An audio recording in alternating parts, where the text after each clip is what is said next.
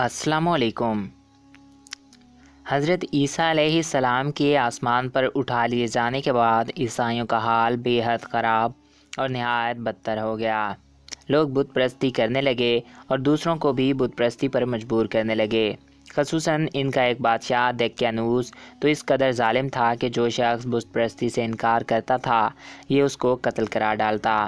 اصحاب کہف شہر افسوس کے شرفاء تھے جو بادشاہ کے معزز درباری بھی تھے، مگر یہ لوگ صاحب امان اور بت پرستی سے انتہائی بیزار تھے۔ دقیانوس کے ظلم و جبر سے پریشان ہو کر یہ لوگ اپنا ایمان بچانے کے لیے اس کے دربار سے بھاگ نکلے اور قریب کے پہاڑوں میں ایک غار کے اندر پناہ گزیر ہوئے اور سو گئے، تو 300 برس سے زیادہ عرصے تک اسی حال میں سوتے رہے۔ دقیانوس نے جب ان لوگوں کو تلاش کرایا اور اس کو معلوم ہوا کہ یہ لوگ غار کے اندر ہیں تو وہ بے حد ناراض ہوا اور فرتخیز و غضب میں یہ حکم دیا کہ غار کو ایک سنگین دیوار اٹھا کر بند کر دیا جائے تاکہ یہ لوگ اسی میں رہ کر مر جائیں اور وہی غار ان لوگوں کی قبریں بن جائیں۔ مگر دقیانوس نے جس شخص کے سپرد یہ کام کیا تھا وہ بہت ہی نیک دل اور صاحب ایمان آدمی تھا۔ اس نے اصحاب کہف کے نام، ان کی تعداد اور ان کا پورا واقعہ ایک تختی پر کندہ کر کے تانبے کے صندوق کے اندر رکھ کر دیوار کی بنیادوں میں رکھ دی اور اسی طرح کی ایک تختی شاہی خزانے میں بھی محفوظ کرا دی۔ کچھ دنوں کے بعد دقیانوس بادشاہ مر گیا اور سلطنتیں بدلتی رہیں، یہاں تک کہ ایک نیک دل اور انصاف پرست بادشاہ جس کا نام بیادروس تھا تخت نشین ہوا، جس نے 68 سال تک بہت شان و شوکت کے ساتھ حکومت کی۔ اس کے دور میں مذہبی فرقہ بندی شروع ہو گئی اور بعض لوگ مرنے کے بعد اٹھنے اور قیامت کا انکار کرنے لگے۔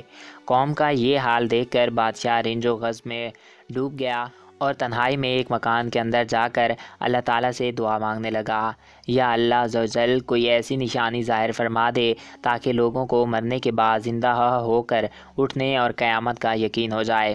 بادشاہ کی یہ دعا قبول ہو گئی اور اچانک بکریوں کے ایک چرواہے نے اپنی بکریوں کو ٹھہرانے کے لیے اس غار کو منتخب کیا اور دیوار کو گرا دیا۔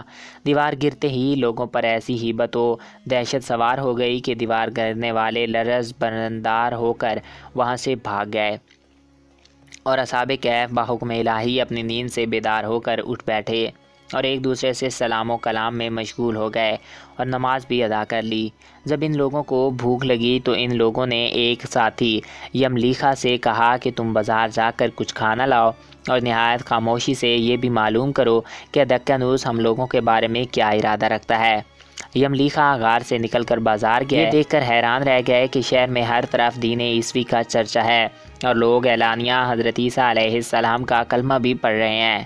یملیخا یہ منظر دیکھ کر محور حیرت ہو گیا کہ الہی یہ کیا ماجرا ہے کہ اس شہر میں تو ایمان کا نام لینا بھی جرم تھا، آج انقلاب کہاں سے اور کیوں کر آ گیا۔ پھر ایک نبائی کی دکان پر کھانا لینے گئے اور دقیانوسی زمانے کا روپیہ دکاندار کو دیا جس کا چلنا بند ہو گیا تھا، بلکہ کوئی اس سکے کو دیکھنے والا بھی باقی نہیں رہا تھا۔ دکاندار کو شبہ ہوا کہ شاید اس شخص کو کوئی پرانا خزانہ مل گیا ہے، چنانچہ دکاندار نے ان کو حکام کے سپرد کر دیا اور حکام نے اس سے خزانے کے بارے میں پوچھ گچھ شروع کر دی اور کہا کہ بتاؤ خزانہ کہاں ہے۔ یملیخا نے کہا کہ کوئی خزانہ نہیں ہے، یہ ہمارا ہی روپیہ ہے۔ حکام نے کہا کہ ہم کس طرح مان لیں کہ تمہارا روپیہ ہے؟ یہ سکہ 300 برس پرانا ہے اور برسوں گزر گئے کہ اس سکے کا چلنا بھی بند ہو گیا ہے اور تم ابھی جوان ہو، لہٰذا صاف صاف بتاؤ کیا بات ہے۔ یہ سن کر یملیخا نے کہا تم لوگ یہ بتاؤ کہ دقیانوس بادشاہ کا کیا حال ہے۔ حکام نے کہا کہ آج روئے زمین پر اس نام کا کوئی بادشاہ نہیں ہے، ہاں سینکڑوں برس گزر گئے ہیں، اس نام کا ایک بادشاہ جو بے ایمان بادشاہ تھا وہ گزرا ہے، وہ بت پرست تھا۔ یملیخا نے کہا ابھی کل ہی تو ہم لوگ اس کے خوف سے اپنے امان اور جان کو بچا کر بھاگے ہیں، میرے ساتھی ایک قریبی کی غار میں موجود ہیں، تم لوگ میرے ساتھ چلو، میں تم لوگوں کو ان سے ملا دوں۔ چنانچہ حکام اور عمائدین شہر کے کثیر تعداد میں اس غار کے پاس پہنچے۔ اصحاب کہف یملیخا کے انتظار میں تھے۔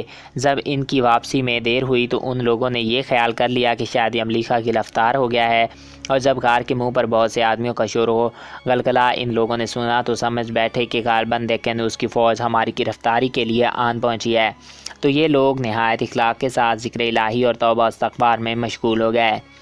حکام نے غار پر پہنچ کر تانبے کا صندوق برآمد کیا اور اس کے اندر سے تختی نکال کر پڑھا تو اس تختی پر اصحاب کہف کا نام لکھا ہوا تھا، اور یہ بھی تحریر تھا کہ یہ مومنوں کی جماعت اپنے دین کی حفاظت کے لیے دقیانوس بادشاہ کے خوف سے اس غار میں پناہ گزیر ہوئی ہیں۔ تو دقیانوس نے خبر پا کر ایک دیوار سے ان لوگوں کو غار میں بند کر دیا ہے۔ ہم یہ حال اس لیے لکھتے ہیں کہ جب کبھی بھی یہ غار کھلے تو لوگ اصحاب کہف کے حال پر مطلع ہو جائیں۔ حکام تختی کی عبادت پڑھ کر حیران رہ گئے، اور ان لوگوں نے اپنے بادشاہ بیدروس کو اس واقعے کی اطلاع دی۔ فوراً ہی بیدروس بادشاہ اپنے امراء اور عمائدین شہر کو ساتھ لے کر غار کے پاس پہنچا، تو اصحاب کہف نے غار سے نکل کر بادشاہ سے معاہدہ کیا اور اپنی سرگزشت بیان کی۔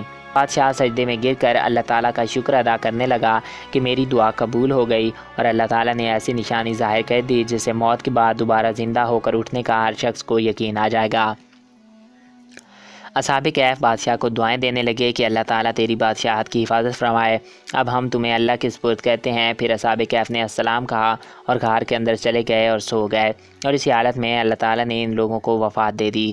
بیدروس بادشاہ نے سال کی لکڑی کا صندوق بنوا کر اصحاب کہف کی مقدس لاشوں کو اس میں رکھوا دیا، اور اللہ تعالیٰ نے اصحاب کہف کا ایسا رعب لوگوں کے دلوں میں پیدا کر دیا کہ کسی کی یہ مجال نہیں کہ غار کے منہ تک جا سکے۔ اس طرح اصحاب کہف کی لاشوں کی حفاظت کا اللہ تعالیٰ نے سامان کر دیا۔ پھر بیدروس بادشاہ نے غار کے منہ پر ایک مسجد بنوا دی اور سالانہ ایک دن مقرر کر دیا کہ تمام شہر والے اس دن عید کی طرف زیارت کے لیے آیا کریں گے۔ تو دوستوں، آئی ہوپ آپ کو یہ ویڈیو اچھا لگا ہوگا۔ مزید ایسی ویڈیوز کے لیے ہمارے اس یوٹیوب چینل کو سبسکرائب کرنا نہ بھولیے گا، اور ویڈیو کو اپنے دوستوں کے ساتھ شیئر کیجیے گا۔ اچھی بات پھیلانا بھی صدقہ جاریہ ہوتا ہے۔ Thanks for watching. اللہ حافظ۔